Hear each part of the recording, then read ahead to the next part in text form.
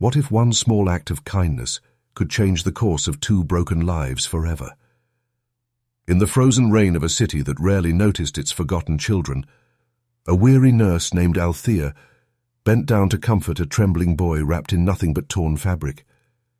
What she didn't know was that this child carried a secret tethered to a world of wealth, grief, and betrayal. As shadows of injustice closed in, Althea's compassion would collide with power, and both her heart and future would be tested beyond measure. The night had dragged on far longer than Althea's body could endure. Hospitals never truly slept. They only dimmed their lights, whispered in sterile echoes, and carried on their endless choreography of urgency. She had worked 12 hours straight, the kind of shift where each second felt heavy enough to crush your chest. Her hands still smelled faintly of antiseptic and latex gloves, her eyes red from the fluorescent glare of machines that blinked endlessly like unfeeling constellations. Outside, the storm had deepened. Rain lashed the streets with a merciless rhythm, tapping against the pavement as if rehearsing some cruel symphony. She could have waited for the bus, but exhaustion had made her restless. She wanted silence, air, something beyond the hum of monitors and the cries of patients. So she walked, her shoes soaking quickly, her coat clinging to her like second skin. The city at that hour was a place of ghosts.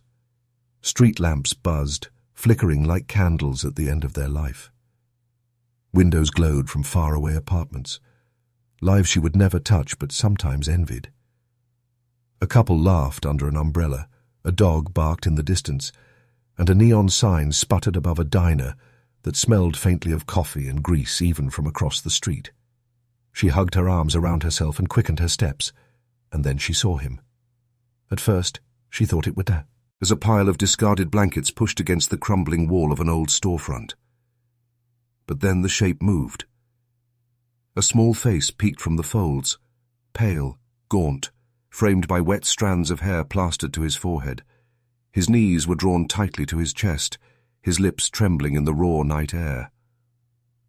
Althea froze. Something inside her chest twisted sharply, the way it used to when her own childhood returned in fragments, the nights she'd hidden beneath thin sheets from a world too unkind, too indifferent. She stepped closer, each footstep splashing softly in puddles. The boy's eyes met hers, wide and hollow, the kind of eyes that had seen more than a child ever should. He flinched as if expecting harm. "Hey," she whispered, crouching down so she wouldn't tower over him. Her voice softened into the gentle register she often used with frightened patients. "It's okay. You're safe." The boy didn't answer. His shoulders quivered, and he tucked his chin deeper into his knees. Without thinking, Althea shrugged off her coat, draping it gently over him. The fabric was still damp from rain, but it was warmer than the thin scraps he wore. He looked at her, confusion flickering across his face, as though kindness was a language he had forgotten. "What's your name?" she asked softly. For a moment silence stretched between them, filled only by the hiss of rain and the occasional roar of a distant car. Then, barely audible, the boy whispered, "Eli?" The name hung in the air like a fragile thread, connecting them in a way Althea hadn't expected. Her chest tightened, and she forced a small smile. "Hi, Eli. I'm Althea." He blinked, studying her as if testing whether her presence was real or another fleeting kindness destined to vanish. She reached out slowly, her hand hovering near his before pulling back, not wanting to startle him. "Are you alone out here?" she asked. Eli's lips parted, but no sound came. Instead, he pressed his forehead against his knees, a gesture of retreat. Althea swallowed hard, her throat thick with emotion she hadn't prepared for. She couldn't walk away. Not now, not after seeing those eyes. Something deeper than instinct told her this moment was more than chance. Then, suddenly, a sound broke through the storm.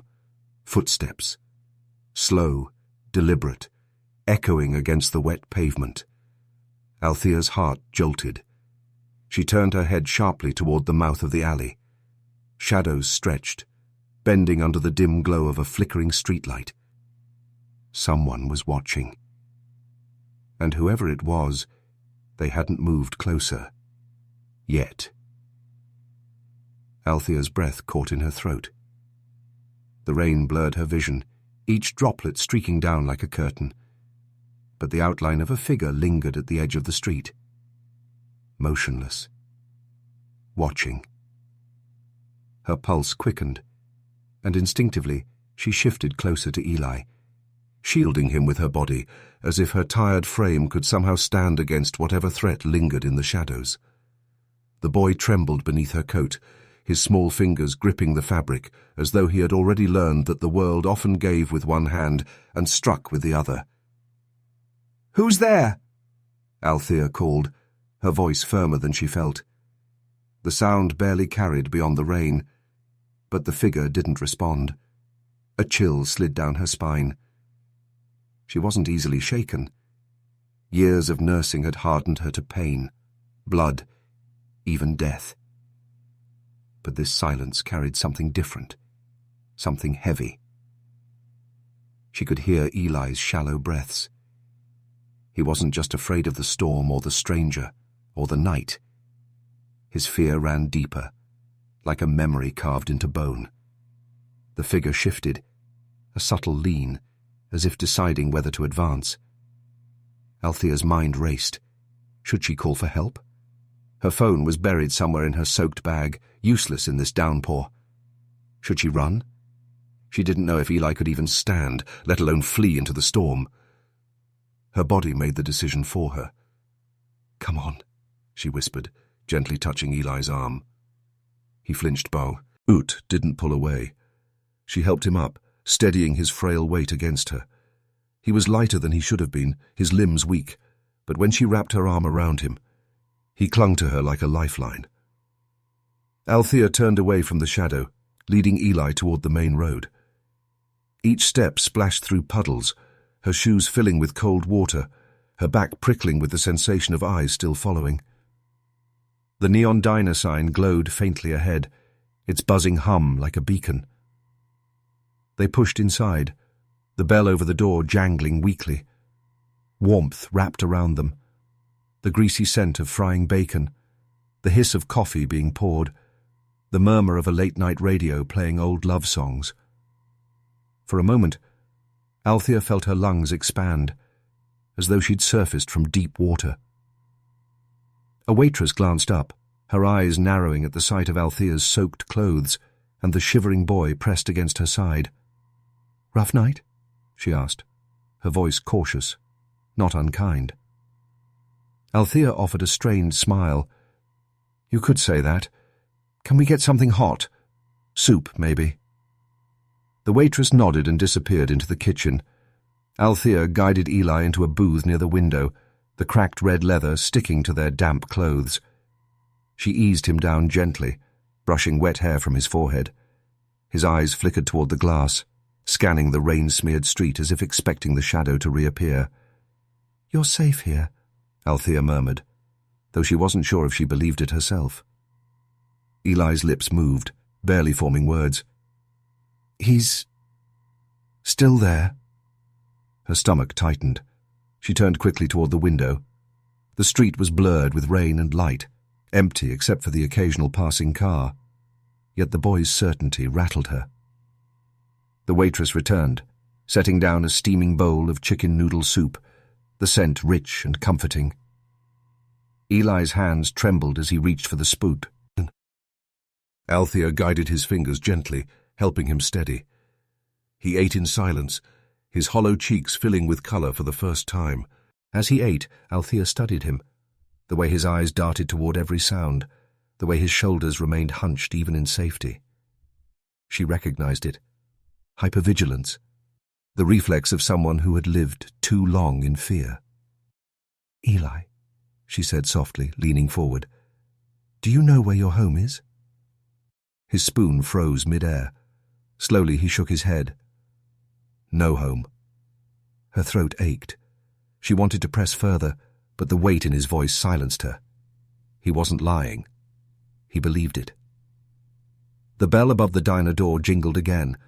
Althea's eyes darted up, and for a split second, her heart lurched.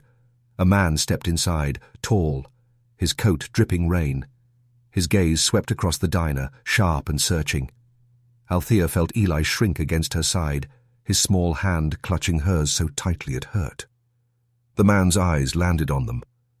And then he started walking their way. The man's footsteps echoed against the tiled floor, each one deliberate, unhurried, like the measured ticking of a clock counting down. Althea's heartbeat thundered in her ears, louder than the rain pounding against the windows. Eli pressed himself deeper against her side, his fingers digging into her palm as though she were his only anchor. Up close, the man was striking in a cold, unsettling way. His coat was expensive, though darkened with rain, and his shoes gleamed beneath the diner lights despite the storm outside. His face was sharp, defined, his expression unreadable. But it was his eyes that caught Althea's breath. There was a hardness there, yes, but also something fractured, as if grief had carved its way deep behind the surface. He stopped at their booth, his shadow falling over both of them. For a long moment, no one spoke. The radio hummed in the background. The waitress clattered plates somewhere near the kitchen, but here, the silence was thick enough to choke on. Althea broke it first, her voice steady but edged with defiance. "Can I help you?" The man's gaze flickered from her to Eli. His jaw tightened. "That boy," he said, his voice low, gravelly, but not unkind. "He shouldn't be here." Eli stiffened, shaking his head so quickly Althea thought he might break. "No," he whispered, clutching her hand harder. "Don't let him take me." Her heart lurched. She pulled Eli closer, her protective instinct rising like fire in her chest. "He's with me," she said firmly, "and I don't know who you are, but you don't get to decide where he belongs." The man's eyes softened. Not much, just a flicker, but enough to shake her certainty.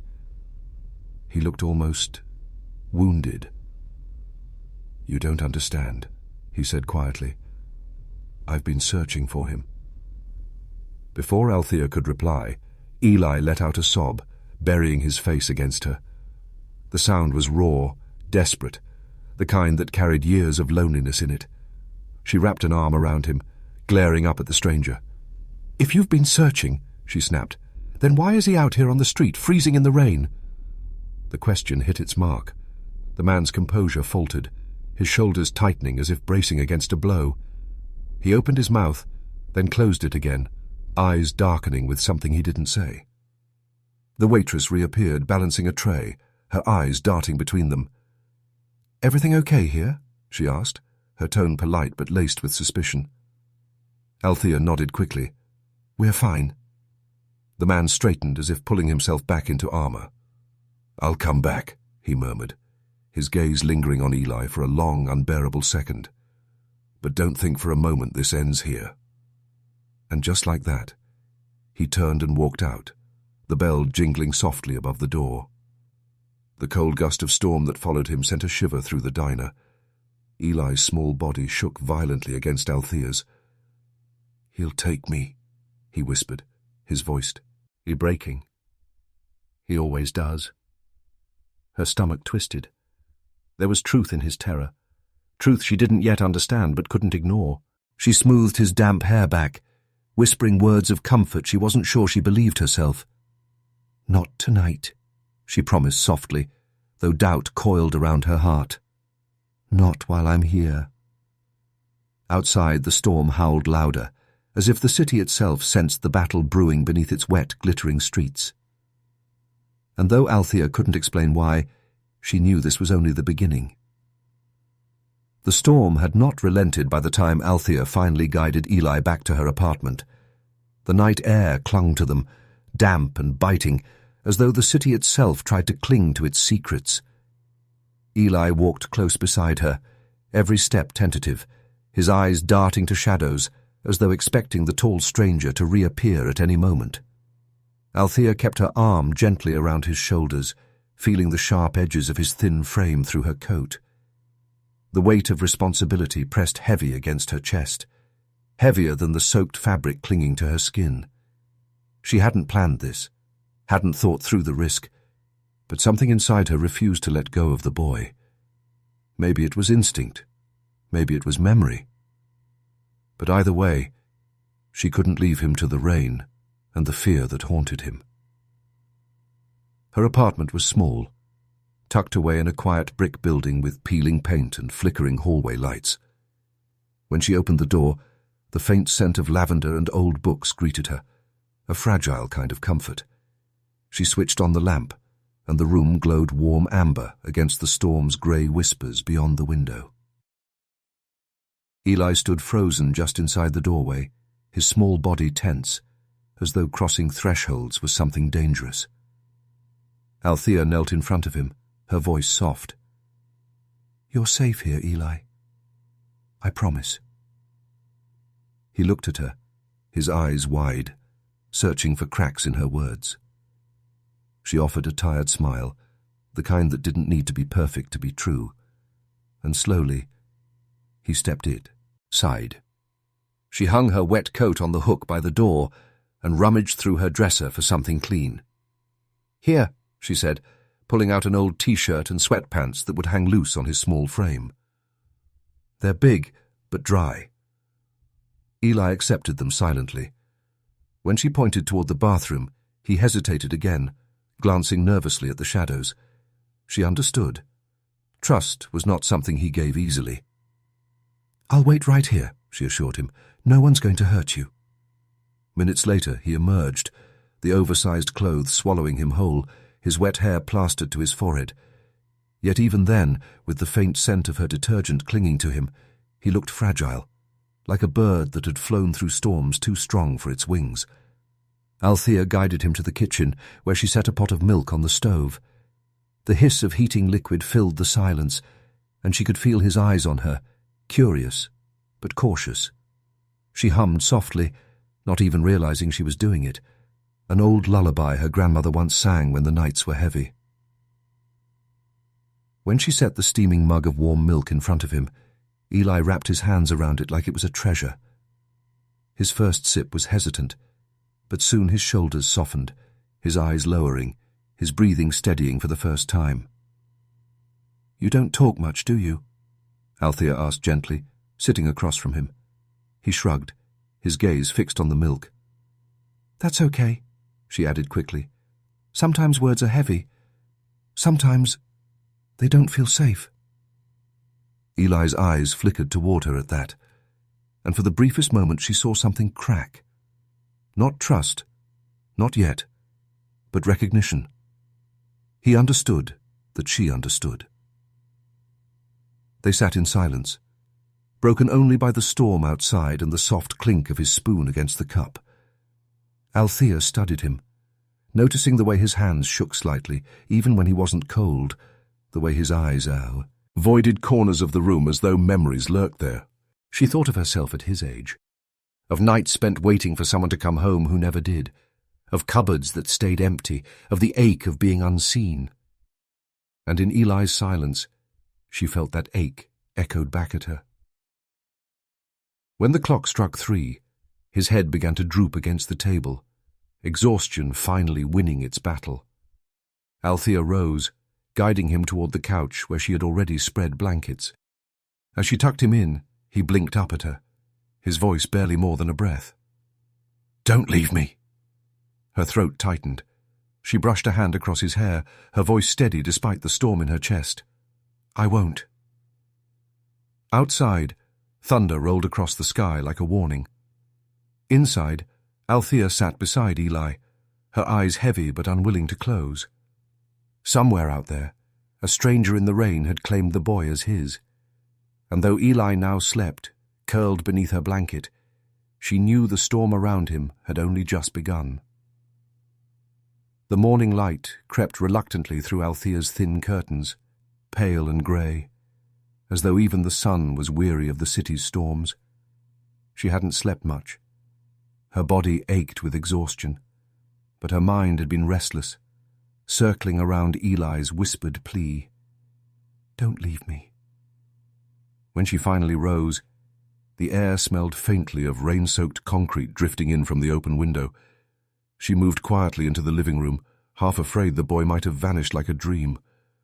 But there he was, still curled on the couch, clutching the blanket as though it were a shield. His face, in sleep, looked younger, softer, but the shadows beneath his eyes betrayed the battles he fought even in dreams. Althea made coffee, the rich aroma filling the room, and set bread to toast. The simple ritual grounded her. She had spent her life tending to others, but this felt different.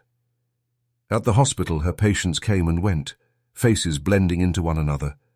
But Eli had already carved a space in her heart, one she hadn't expected, one that frightened her with its intensity. He stirred at the sound of the toaster, his small frame stretching beneath the blanket.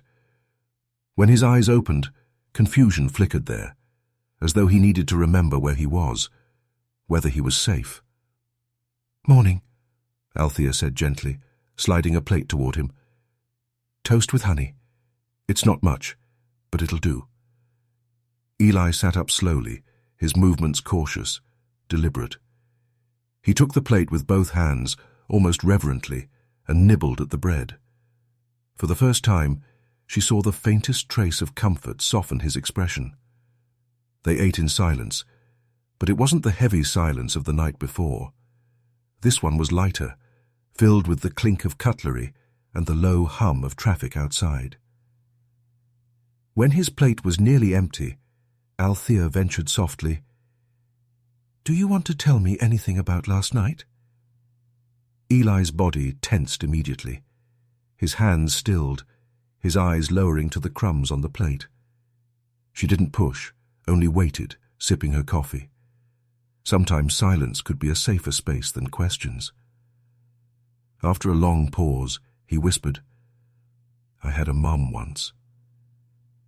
The words caught Althea off guard. She set down her cup, her gaze softening. What was she like? Eli's lips trembled. He hugged the blanket tighter around his shoulders. She sang to me. At night, when the storms were loud. His voice cracked on the last word, and he pressed his face into the fabric, hiding his tears. Althea's heart squeezed. She reached across the table, her hand resting gently near his. Not touching, not yet, but close enough to let him feel her presence. She sounds like she loved you very much.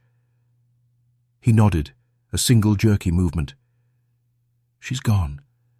The words were blunt, broken. And he didn't want me anymore. Althea swallowed hard, a wave of sorrow crashing against her chest. Ree was no mistaking who Eli meant. The man from the diner, the shadow in the storm, his father. Sometimes, Althea said softly, her own voice trembling, people break in ways that make them forget how to show love. It doesn't mean you aren't worth it. You hear me? You are worth it. Eli peeked at her through damp lashes, searching for lies in her words. When he didn't find any, he let out a shaky breath and leaned back into the couch, his small frame seeming even smaller in the light of morning. They sat together for a while, the storm outside easing into a soft drizzle. Althea told him a story from her own childhood. Not the darkest parts, but enough to let him know she too understood what it meant to feel alone. She spoke of nights spent listening to her grandmother's humming, how that fragile melody had kept her anchored when everything else felt uncertain. Eli listened quietly, his fingers tracing the rim of his cup. And though he didn't say it, Althea could see the bond tightening between them, fragile but real, a thread pulling their broken pieces into something whole. Then, just as the piece began to settle, the faint sound of tires crunching against gravel drifted through the window. Althea stiffened. A car had pulled up outside her building. Eli's eyes widened. The color drained from his face. "They found me," he whispered. The low rumble of the car's engine lingered like an omen outside Althea's window. Eli sat rigid on the couch, his small hands twisting the blanket into knots, his wide eyes fixed on her with raw panic. "Stay here," Althea whispered, rising slowly, her own heart thundering. She moved to the window, careful not to pull the curtain too far. Through the streaks of rain on the glass, she saw it. A sleek black car idling against the curb. Its windows were tinted, its presence too deliberate to be a coincidence. The memory of the diner slammed back into her, the tall man with the fractured eyes, the way Eli had clung to her, the words, "I've been searching for him." She clenched her fists against the window frame. Searching, perhaps, but in what way? With love? With guilt? Or with something darker? Eli's voice broke the silence, trembling. "He's here. He'll take me." Althea turned, crossing the room in a few strides, kneeling in front of him. She cupped his shoulders gently, forcing him to meet her eyes. "Listen to me, Eli. No one is going to take you unless you want to go. Do you understand?" His lower lip quivered. He shook his head. "You don't know him." The conviction in his words chilled her. She wanted to ask more, but a sharp knock rattled the door. It echoed through the small apartment like thunder, rattling the air in her lungs. Althea's instincts screamed to protect. She stood, straightening her back, and moved to the door. She didn't open it. Instead, she called out firmly, "Who is it?" A pause. Then the voice came, deep and controlled. "It's Marcus Hale. I believe you have my son." The name lingered like a shadow in the air. Althea had heard it before, in headlines, whispered in hospital halls. A millionaire known for his empire of real estate, for his reclusiveness, for the rumors of a wife lost too soon. And now, here he was. Not as a distant name, but as a presence at her door. Her chest tightened. She glanced back at Eli. The boy had curled into himself, shaking his head violently. "No! No! No!" His fear was not of a stranger. It was of someone he knew. Althea pressed her palms against the door, steadying herself. "He doesn't want to see you right now," she said, her voice firm, unwavering despite the storm of doubt inside her. On the other side, silence stretched. Then Marcus's voice came again, softer this time, almost breaking. "He's my son. Please, let me talk to him." Althea hesitated. There was a tremor in his tone that didn't match the cold-eyed figure she'd seen at the diner, yet she couldn't ignore Eli's terror either. She turned, meeting the boy's pleading gaze, and her decision hardened. "Not tonight," she said through the door. "Come back tomorrow. He needs rest." For a moment she thought he might break the door down, but then footsteps retreated, slow and heavy. A car door opened, slammed shut, and the engine growled back to life. Through the window she watched the sleek car glide away, swallowed by the rain. Althea exhaled shakily, her whole body trembling now that the danger had passed. She returned to Eli, sitting beside him on the couch. His small body leaned into hers instinctively, his breath ragged but slowly steadying in the safety of her presence. She brushed damp strands of hair from his forehead, whispering softly, "It's all right. He's gone." But inside, her thoughts churned. Marcus Hale wasn't just a father searching for a lost child. There was more to his story, more to Eli's pain. And whether she wanted it or not, Althea was now caught in the storm between them. As she held Eli close, lightning flared outside, illuminating the room in brief, blinding light. For a moment, it felt like the universe itself was warning her. This was not the end. This was only the beginning of a battle that would test everything she thought she knew about love, loss, and the power of compassion. Eli's whisper reached her ear, fragile but steady. "Promise me. You won't let him take me." Her throat tightened, She pulled him closer, her voice breaking into the night. "I promise." Outside, the rain began again, harder than before. And somewhere in the storm, a millionaire father carried his secrets, waiting for the next moment to strike. The storm had faded by the following evening, leaving the city damp and reflective, as though the streets themselves carried memories of the night before. Althea hadn't let Eli out of her sight since the knock on her door. Every sound in the hallway, every creak in the old pipes made her pulse quicken. Sleep had come only in fragments, and even then, she had kept one arm draped across. Ross Eli, as if she could shield him from the world beyond her apartment walls. But she knew Marcus Hale would return. Men like him, powerful, relentless, didn't simply disappear into the rain. When the knock came again, it was gentler, but no less insistent. Althea rose from the couch, her heart pounding. Eli stirred, eyes snapping open, fear flashing across his face the moment he heard it. "It's okay," Althea whispered, brushing his hair back. "Stay here. I'll handle it." Her hand trembled as she unlocked the door, but she forced her shoulders straight. When she opened it, Marcus Hale stood in the dim hallway light. He was dressed differently this time. No long coat, no polished shoes, a simple sweater and dark jeans. Yet nothing could disguise the weight of him, the gravity he carried in his stance, in his steady eyes. "Miss—" He hesitated, his voice rough. "Althea, is it? I asked around at the hospital." Her stomach knotted at the thought of him prying into her life, yet she kept her voice calm. "Eli is safe. That's what matters." Marcus's gaze flickered past her shoulder, searching the room until it landed on the boy curled against the couch.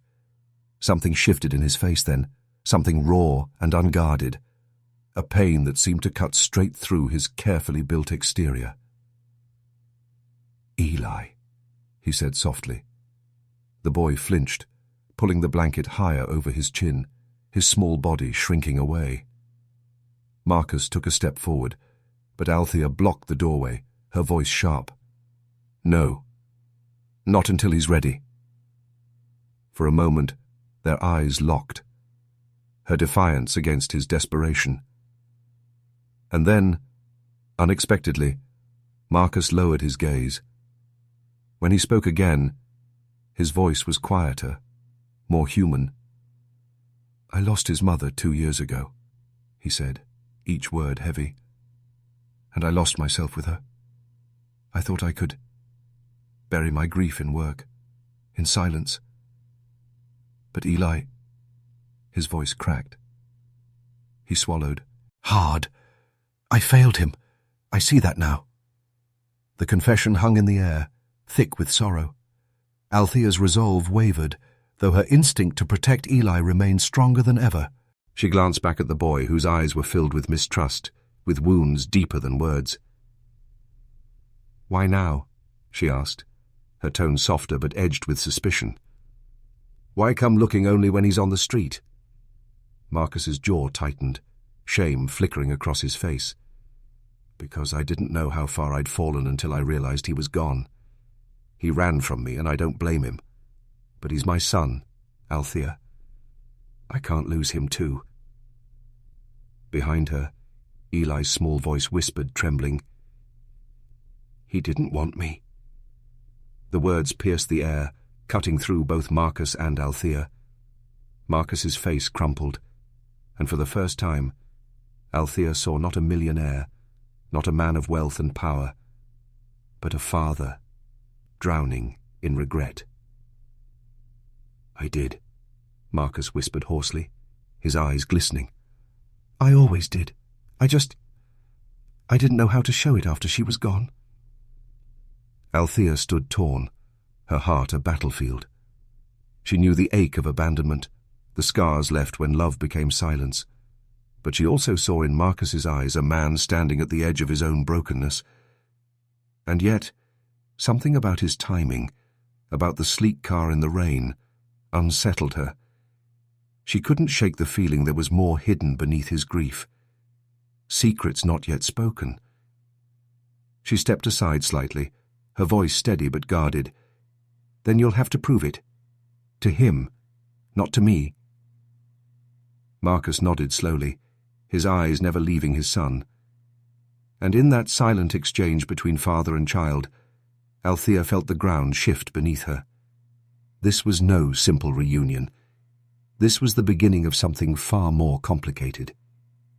The silence stretched, fragile as glass, until Althea gently motioned Marcus toward the chair across from the couch. He hesitated before lowering himself into it, as though entering her modest apartment was more humbling than stepping into any boardroom. His expensive watch glinted under the lamplight, a reminder of the worlds that separated him and Eli, wealth on one side, abandonment on the other. Eli clutched the blanket tighter, his small eyes peering over its edge like a child hiding from monsters. Althea sat beside him, her hand resting lightly on the couch cushion between them, not forcing comfort, but offering presence. Marcus cleared his throat. "Your mother," he began softly, his gaze fixed on Eli. "She was the light in every dark corner of my life. She made the house feel like a home. She made me feel human. When she died, His voice cracked, and he clenched his jaw, forcing himself to continue. "I couldn't breathe, couldn't think. Everything reminded me of her. And instead of holding on to you, Eli, I pushed you away." The boy's lip trembled. "You yelled. You broke things." His voice was quiet but sharp, like a blade cutting into old wounds. Marcus shut his eyes briefly, guilt etching deeper lines into his face. "Yes. I lost control. I hated the world for taking her, and I let that hatred spill into our home. I should have protected you from it. I should have been your father, not a shadow." Althea listened, her chest tightening.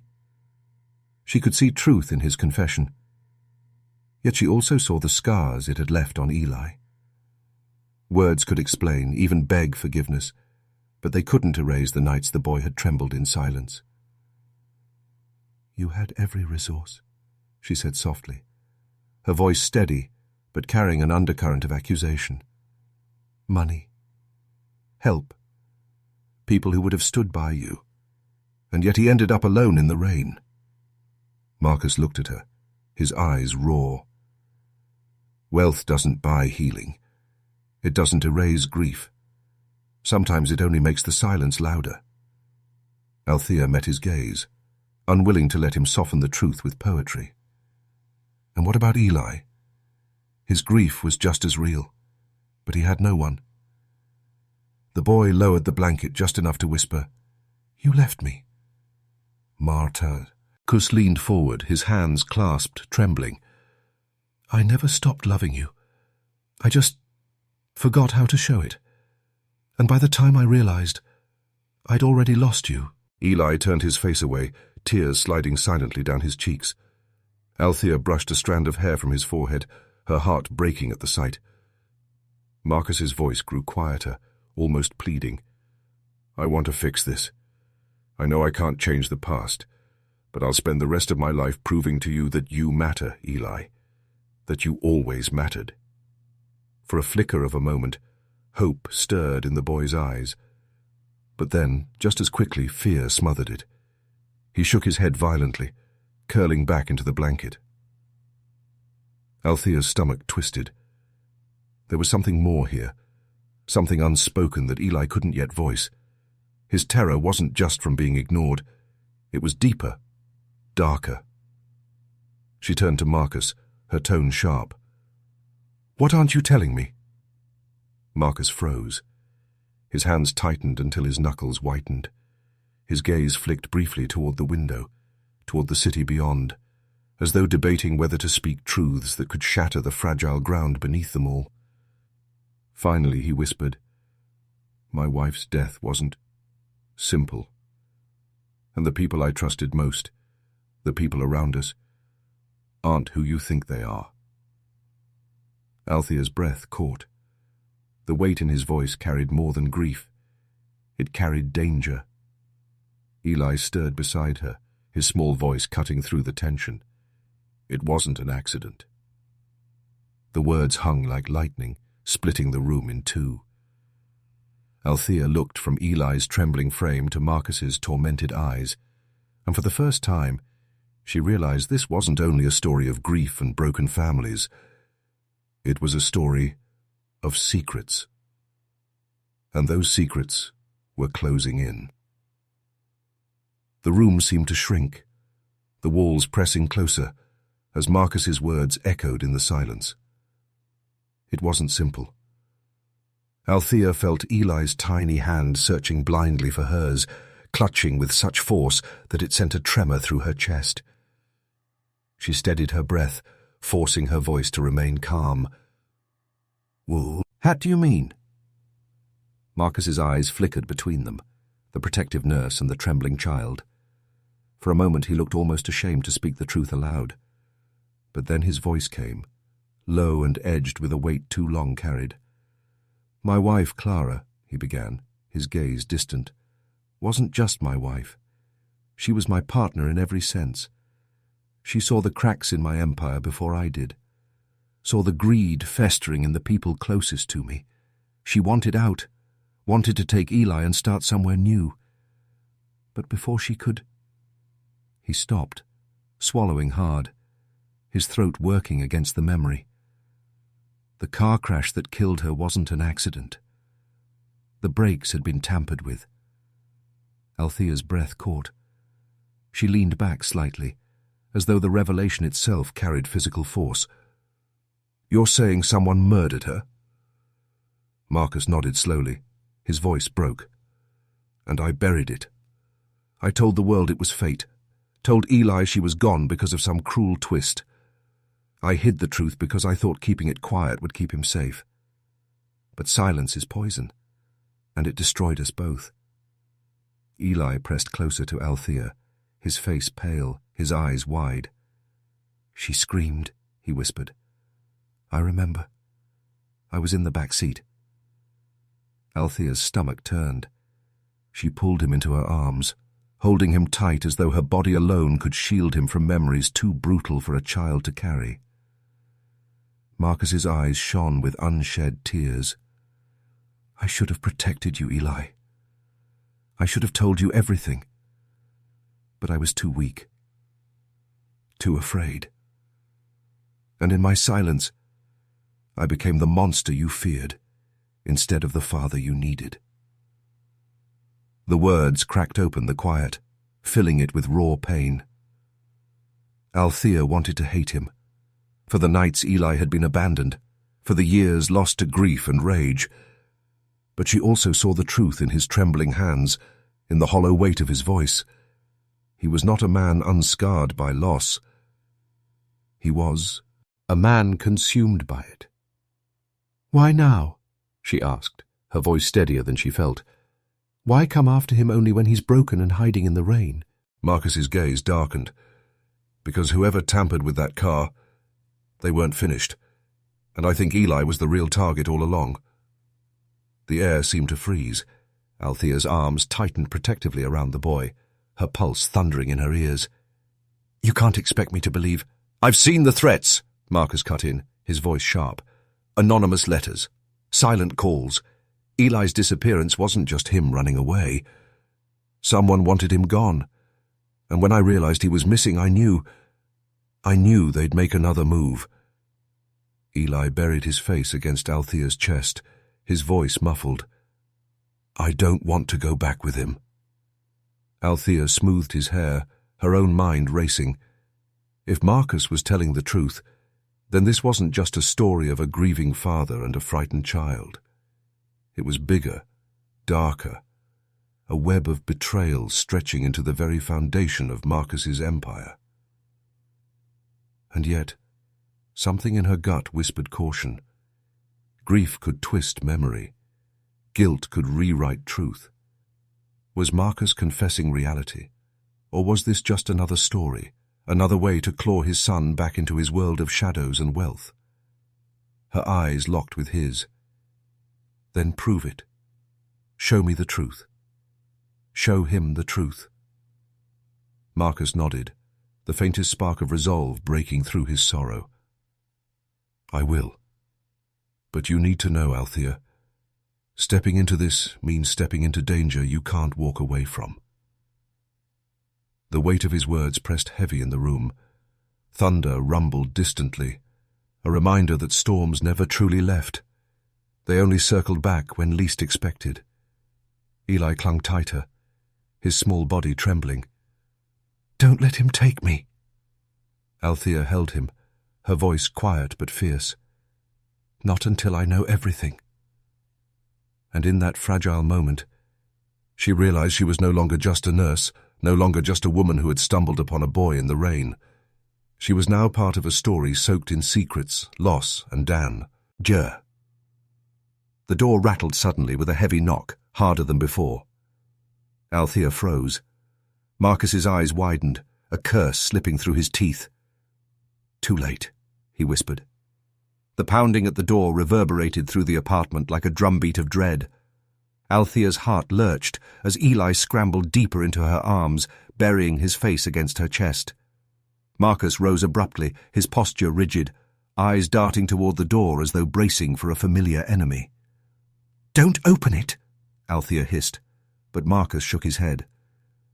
If it's who I think it is, he muttered, they already know he's here. Before she could stop him, Marcus pulled the door open. Two men in dark suits stood in the hallway, their expressions as polished and cold as the rain-washed pavement outside. Their presence didn't scream family or law. It screamed business, power, danger. One of them inclined his head politely, but the gesture held no warmth. Mr. Hale, we've been asked to remind you that your obligations extend beyond your grief. His gaze flickered into the apartment, landing on Eli. The boy has been missed. Althea's stomach twisted. She wrapped her arms tighter around Eli, who whimpered softly. These men weren't here for compassion. They were here for possession. Marcus's jaw clenched, his voice a low growl. You don't get to decide when I see my son. The taller man's lips curved into something that might have been a smile, but it never reached his eyes. Then perhaps you should reconsider the terms of your silence. Secrets are expensive, Marcus, and protection even more so. Althea felt the blood drain from her face. Secrets. Protection. The pieces clicked. Whoever had tampered with Clara's car wasn't just lurking in shadows. They were still pulling strings, and Marcus had been entangled in their game for years. The men stepped back, their warning delivered. We'll be in touch, one said, his tone final. Then they turned, their polished shoes clicking against the hallway floor as they disappeared down the stairs. The silence that followed was deafening. Marcus shut the door, leaning against it for a moment, as though holding back the world itself. His face was pale, haunted. Althea rose slowly, her voice shaking with restrained fury. What have you gotten him into? What is this? Marcus dragged a hand over his face, the mask of wealth and control crumbling. I tried to protect him. I thought if I played along, if I gave them what they wanted, they'd leave Eli out of it. But I was wrong. Eli peeked out from the blanket, his voice small and trembling. They said things. To Mom. Before. His throat closed, and he buried himself again, too frightened to finish. Althea's chest ached. She wanted to gather him up and run, but run where? The storm was bigger than alleys and neon diners now. It stretched into boardrooms, contracts, and power that reached far beyond her world. Marcus pushed off the door, his gaze meeting hers with grim resolve. You can't keep him here, Althea. They'll come back. Stronger. More insistent. If he stays in this apartment, you'll both be targets. She wanted to protest, to shout that he had no right to dictate anything after years of abandonment. But one look at Eli, trembling, fragile, broken, silenced her. He needed protection. He needed answers.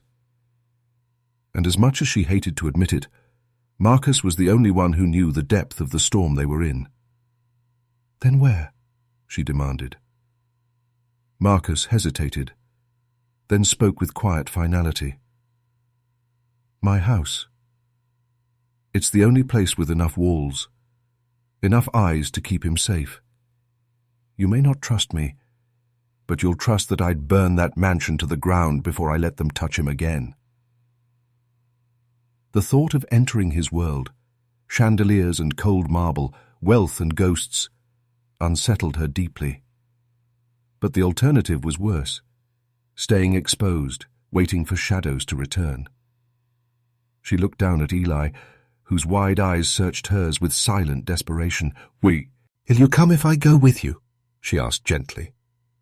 His hand tightened around hers. "Only if you don't leave me." Althea's throat burned. She brushed a tear from his cheek, whispering, "I won't." When she finally looked back at Marcus, her voice was steel. "Then we go together. But if you lie to me again, I'll take him so far you'll never find us." Marcus nodded, the weight of her threat sinking into his already broken frame. And just like that, the choice was made. They were stepping into his house of glass, a mansion glittering with secrets, fragile enough to shatter under the weight of truth. The car ride to Marcus's estate felt like crossing into another world. Eli sat pressed against Althea in the back seat, his hand clutching hers so tightly that her fingers tingled. Outside the tinted windows, the city gave way to winding roads, tall iron gates, and manicured lawns glistening with rain. The mansion loomed ahead, its windows glowing faintly in the night like watchful eyes. Althea's breath caught. The house was breathtaking in its scale. Sprawling wings of stone and glass, an entrance framed by towering pillars, gardens that seemed more like curated forests. Yet for all its grandeur, it felt cold, as though beauty had been built to mask loneliness. When the car rolled to a stop, the heavy front doors swung open. Staff emerged, silent, efficient, dressed in crisp uniforms. Their eyes flicked curiously to Eli, then quickly away, as though trained not to linger. Althea noticed the stiffness in their movements, the way whispers seemed to pass behind pursed lips. This was not a home. It was a stage. Inside, the mansion's vast halls gleamed with marble floors and glittering chandeliers. Oil paintings lined the walls, stern faces from another era gazing down with disapproval. Every sound echoed too loudly, as though the house itself rejected warmth. Eli shrank into Althea's side, his small body tense. His eyes darted around the grand entryway, and she realized with a jolt he'd been here before. This was not new to him. This was memory, and whatever he remembered, it wasn't good. Marcus led them deeper inside, his voice low. "You'll stay in the East Wing. It's private. No one goes there without my permission." Althea's suspicion sharpened. Private sounded less like comfort and more like isolation. Still she followed, her hand never leaving Eli's. They reached a set of rooms prepared with almost clinical precision. Fresh linens, glowing lamps, a tray of untouched fruit. Everything perfect, but devoid of soul. Althea settled Eli onto the bed, smoothing the sheets around him, whispering reassurances. His wide eyes clung to her, silently begging her not to leave. Once he drifted into a fragile sleep, Althea stepped back into the hallway where Marcus waited. His shoulders sagged as though the weight of the house itself pressed down on him. "This place," she murmured, her voice echoing softly against the marble. "It doesn't feel safe. It feels like a cage." Marcus's expression tightened. "It is both. The people outside these walls want him gone. The people inside—" He paused as though catching himself. "The people inside are not to be trusted either. Althea studied him carefully. Then why bring him here at all? Because, Marcus admitted, his tone raw, as fragile as this house is, it's the only fortress I have left. Later that evening, Althea wandered through the east wing while Eli slept, her footsteps muffled by the thick carpets. She passed tall windows overlooking gardens drenched in moonlight, shadows stretching like long fingers across the glass. The silence was heavy, punctuated only by distant murmurs of staff behind closed doors. She paused near a half-open doorway and froze. Voices drifted through. Hushed, urgent. "The boy changes everything," one whispered. "Marcus is losing his grip," another replied. "If Eli stays, the estate crumbles with him. We need to ensure—" The door creaked suddenly and the voices cut off. Althea stepped quickly back into the shadows, her pulse racing. She pressed herself against the wall, waiting until footsteps retreated down another hall. Her heart pounded with the weight of realization. The threat to Eli wasn't only outside. It lived within these walls, disguised in polite uniforms and hushed tones. When she returned to Eli's room, she found him awake, eyes wide, clutching the blanket. "It's the same," he whispered. "The same whispers." Althea sat beside him, brushing his hair gently, though her own hands trembled. "Then we'll listen, Eli. We'll listen carefully, and we'll find out who's trying to hurt you." Outside the window, lightning illuminated the glass walls of the mansion, casting jagged shadows across the boy's frightened face. The house was beautiful, yes, but like glass, it could shatter with the smallest strike. The mansion seemed to breathe differently at night. Its grand chandeliers dimmed to a pale glow, and long corridors stretched into pools of shadow. Althea moved quietly through the east wing, unable to sleep, her ears tuned to every creak and whisper. The house was alive with secrets, and she needed to understand them before they swallowed Eli whole. She paused near a staircase spiraling down to the lower levels. A faint light spilled upward, golden against the marble. Voices carried, low and conspiratorial. Heart racing, Althea descended part way, careful not to let her footsteps echo. "Marcus is unraveling," a voice murmured. She recognized it. One of the men from earlier, his tone sharper now. Another answered, smoother, colder. "Unraveling men make mistakes. Mistakes we can use. The boy is leverage. Without him, Marcus has nothing left to lose." Althea's stomach twisted. They weren't just speaking of business. They were speaking of Eli as though he was currency, a pawn in a game far bigger than a child should ever be. The voices faded as the men moved deeper into the mansion. Althea retreated, every nerve on fire. By the time she returned to Eli's room, she found him sitting upright in bed, his wide eyes fixed on the door, as though he had been waiting for her. "You heard them too?" he whispered. Althea hesitated, then nodded. "I did." Eli clutched the blanket tighter. "That's why I ran away before. They never stopped whispering. Even when Dad was home, they wanted me gone." Her throat tightened. "Why, Eli? Why would they want that?" The boy lowered his head. "Because Mom told me once. She said I was her light, and that scared them. She said I could see things, truths, secrets. I didn't understand then. But they did." Althea stared at him, her pulse thundering. A child who remembered whispers, a mother who had feared betrayal, a father too broken to protect him. It was all tangled, all dangerous. The door opened quietly then, and Marcus appeared. His face was pale, drawn, his eyes shadowed with exhaustion. He looked at Eli, then at Althea, reading the tension instantly.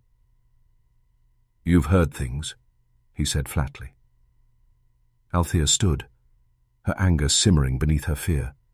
"Your staff. Your men. They're talking about Eli like he's a bargaining chip. How can you let him live in this house knowing that?" Marcus stepped inside, shutting the door softly behind him. His voice was low, dangerous. "Because sometimes it's better to keep your enemies close. I know who they are. I know what they want. But if I drive them out too soon, they'll strike from the shadows. And in the shadows, I can't protect him." Eli's voice trembled. "They said Mom too. They didn't like her." Marcus froze, pain flickering across his face. He sat heavily in the chair beside the bed, his hands clasped together as if holding himself from breaking apart. "Your mother wanted to leave this house," he admitted. "She knew the walls weren't safe. But I was too blind, too proud. I thought I could control them, and I lost her because of it." The confession silenced the room. Rain began again outside, tapping against the tall windows like impatient fingers. Althea's chest ached with a strange mix of sorrow and fury. This house wasn't just fragile. It was poisoned. And Marcus, despite his power, was as much a prisoner as his son. She sat back down beside Eli, brushing her hand gently through his hair. "Then we'll be careful. We'll listen. And we won't let them win." Marcus lifted his gaze to her, something raw and vulnerable breaking through his guarded exterior. "You don't know what you've stepped into, Althea." Her voice steadied, stronger than she felt. "Maybe not. But I know I won't leave him. That has to mean something." For a long moment, Marcus only looked at her, his expression unreadable. Then, with a weary nod, he whispered, "It means everything." Outside, lightning flared, illuminating the glass walls of the mansion. And Althea knew. The storm wasn't approaching. It was already here, pressing against the fragile shell of Marcus's empire. The next strike would not just shake the house. It would shatter it. The mansion didn't sleep. Even when the house fell into silence, its glass walls reflected flickers of lightning, its long halls whispered with draughts that carried secrets. Althea had barely closed her eyes when the sound of hurried footsteps jolted her awake. She sprang from the armchair where she had dozed beside Eli's bed. The boy was still asleep, his breathing shallow but steady, his small hand clutching the edge of the blanket like a lifeline. Althea slipped into the hallway, her body tense, her ears tuned to every sound. A sharp voice drifted from below. "He's gone. The boy isn't where he should be." Her blood ran cold. She rushed back into the room, but Eli was there, still curled beneath the covers. Relief flooded her, followed quickly by dread. If they think he's missing, who are they looking at? She closed the door softly, locking it, and pressed her back against it. Her pulse pounded as she realized what the confusion meant. Someone inside the house was moving pieces, staging distractions. The storm outside was nothing compared to the storm brewing within these walls. Moments later, Marcus appeared, his face pale, his eyes burning with fury. "They're making a move tonight," he said through clenched teeth. "They'll try to take him while we sleep." Althea's stomach twisted. "Then why keep us here? We should leave now." Marcus shook his head violently. "No. If we run blindly, they'll find us. At least here I can control the ground beneath us. I have people loyal to me still." His voice cracked with the weight of uncertainty. "Or I hope I do." Eli stirred at the sound of their voices. His eyes blinked open, wide and frightened. "They're coming, aren't they?" Althea knelt by his side, cupping his small hands in hers. "We're here, Eli. We won't let them take you." He shook his head. "You can't stop them. They don't care about promises." The words cut deep, but Althea didn't let him see her falter. She brushed his hair back, her voice steady. "Then we'll give them something they've never faced before. A fight." Marcus stood at the window, staring out into the storm-drenched gardens. His reflection in the glass looked hollow, but his voice carried steel. "They underestimated you once, Althea, when you found him in the rain. They thought he was forgotten. But you saw him. You gave him back his voice. That's why we still have a chance." Thunder cracked outside, shaking the glass. Eli flinched and buried himself against Althea's side. She wrapped her arms around him, whispering softly, "Do you hear that? Even storms pass. We just have to hold on." But as the night deepened, the air thickened with tension. Whispers slithered through the halls, doors opened and closed where they shouldn't, and the electric hum of danger grew louder. It was near midnight when the first alarm shattered the silence. A shrill, piercing sound echoed through the mansion, bouncing off marble and glass. Eli cried out, clutching Althea tightly. Marcus grabbed a phone from his pocket, barking orders into it. "Seal the east wing! No one in, no one out!" His voice was fierce, commanding, but Althea caught the flicker of doubt in his eyes. The door rattled violently, followed by the slam of heavy boots against it. Eli's terrified sobs filled the room. Althea pulled him behind her, her body instinctively placing itself between the child and the danger pounding at the threshold. Marcus's fists clenched. He looked at Althea, his voice raw. "If they get through that door, everything ends. For him. For us. Do you understand?" Althea's chest heaved, but her eyes locked on his with unflinching resolve. "Then we don't let them in." The pounding grew louder. Splinters cracked from the wooden frame. Lightning flashed across the room, casting them in stark shadows. A broken father, a defiant nurse, and a trembling boy, whose very existence had become the center of a war. And as the door shuddered under the assault, Althea knew this was the moment everything would ignite. The fire was here, and only in its flames would the truth be revealed. The door splintered under the force of the blows, wood cracking, hinges screaming. Eli's sobs shook against Althea's chest, but she held him tight, refusing to yield even as fear burned in her veins. Marcus moved to the door, his body tense, his voice a thunderclap. "Stand down," he roared through the wood. "If you cross this line, you betray me. You betray everything this house stands for." The pounding paused just for a moment. A muffled voice answered, cold and unshaken. "This house already fell, Marcus. You're the only one who doesn't see it." The words sliced through the silence. Althea's gut twisted. These weren't outsiders. They were his own men. His fortress had rotted from within. The door crashed open, wood exploding into the room. Two men forced their way inside, their dark suits gleaming under the flicker of lightning. Their eyes didn't even flicker toward Marcus. They went straight for Eli. Althea reacted before she thought. She pulled the boy behind her, her body low, her voice a sharp cry. "You'll touch him over my dead body." One man sneered. "That can be arranged." Marcus lunged, his fist slamming into the first intruder with a fury that sent the man sprawling. The second advanced, but Althea, fueled by sheer desperation, grabbed the heavy lamp from the nightstand and swung. The glass shattered against his shoulder, staggering him just long enough for Marcus to drive him back against the wall. Eli cowered in the corner, his small frame trembling violently. His cries pierced the chaos. "Stop! Please stop!" The plea cut through Marcus like a blade. For the first time in years, he heard his son's voice not just as noise but as truth. The sound of a child begging not to lose another parent to rage. He froze mid-strike, his knuckles bloodied, his breath ragged. His enemy stumbled away, clutching his jaw, and spat blood onto the marble floor. "You can't protect him forever, Hale. The boy is a liability. To all of us. To everything."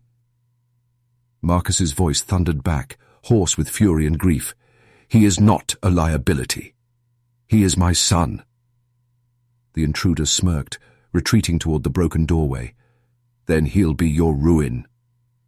With that, the men withdrew into the shadows of the hall, their footsteps fading. But their warning lingered, heavy and poisonous. The room was left in ruin. Shattered wood, broken glass, the sour stench of fear. Althea collapsed to her knees beside Eli, pulling him into her arms. His tears soaked her shirt, his small body shaking with the aftershocks of terror. She rocked him gently, whispering over and over, "You're safe. You're safe. I've got you." Marcus stood near me, his chest heaving, his hands trembling with a mix of rage and shame. His eyes, dark with realization, met Althea's. "They won't stop," he said quietly. "Not until he's gone, or until I am." Althea's throat ached. She wanted to scream at him, to demand why he had allowed the rot to grow in his own house.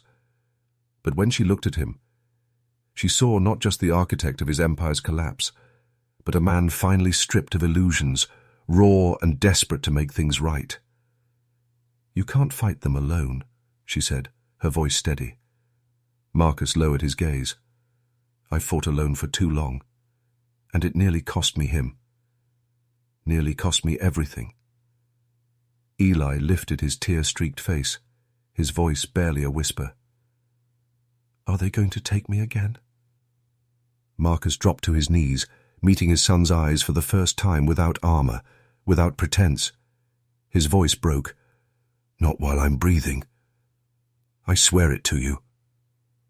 The storm outside raged louder, the wind hammering against the glass walls, as if the house itself trembled under the weight of its secrets.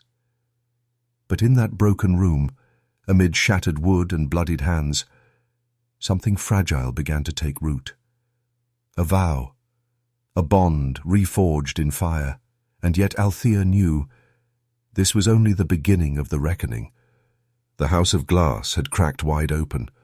What came next would decide whether they survived the storm or were consumed by it. The mansion was quieter after the intruders retreated, but the silence was deceptive, humming with tension like a bowstring pulled taut. Althea refused to let go of Eli, even as Marcus paced near the shattered doorway, his fist still trembling.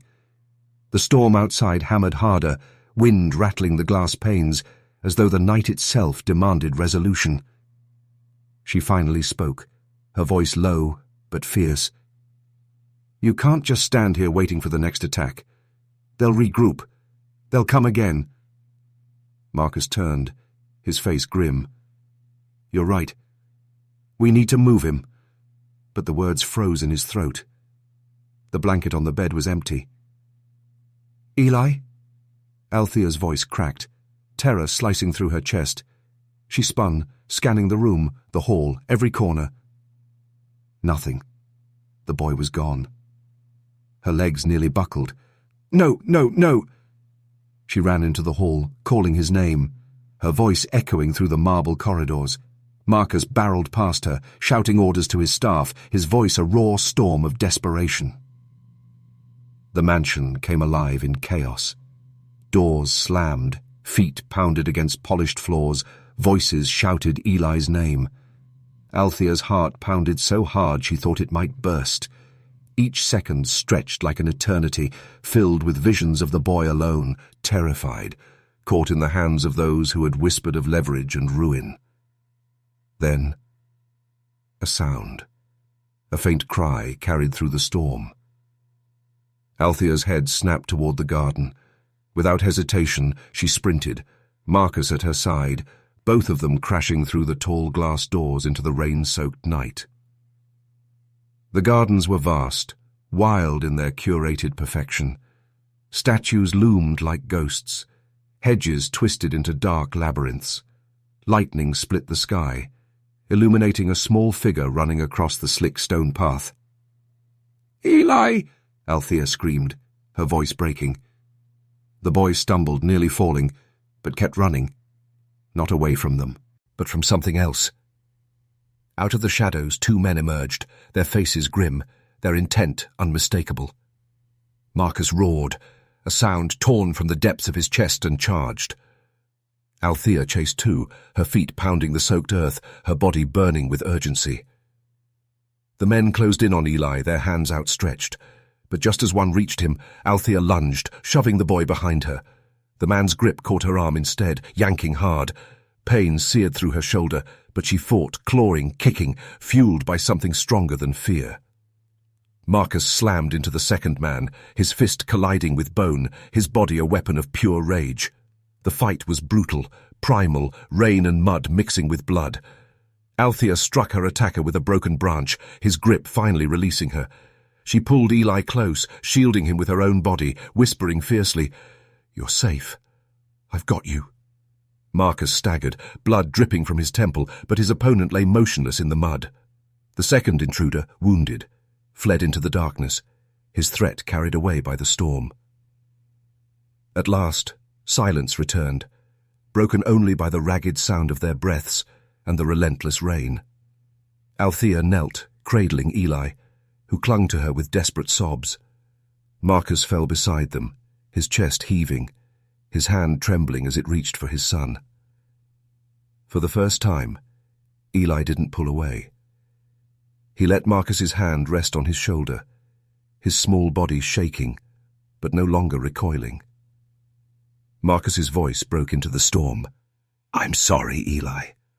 I'm so damn sorry. I should have been there. I should have protected you. But I swear, I will never fail you again." Eli lifted his tear-streaked face, his voice fragile. "Promise?" Marcus nodded, tears mixing with rain. "Promise." Althea's own throat tightened, her heart aching at the sight. Father and son, broken and bruised, clinging to each other in the ruin of a storm that had nearly destroyed them. As they rose together, the first hint of dawn broke through the clouds, pale light touching the mansion's shattered glass walls. For the first time, the house didn't feel like a prison. It felt like truth, fragile, imperfect, but real. Althea knew the battles weren't over. Enemies still lurked, secrets still threatened. But in that moment, something had shifted. Eli was no longer just a frightened boy. Marcus was no longer just a grieving shadow. And she was no longer just a passerby. She had become part of their story.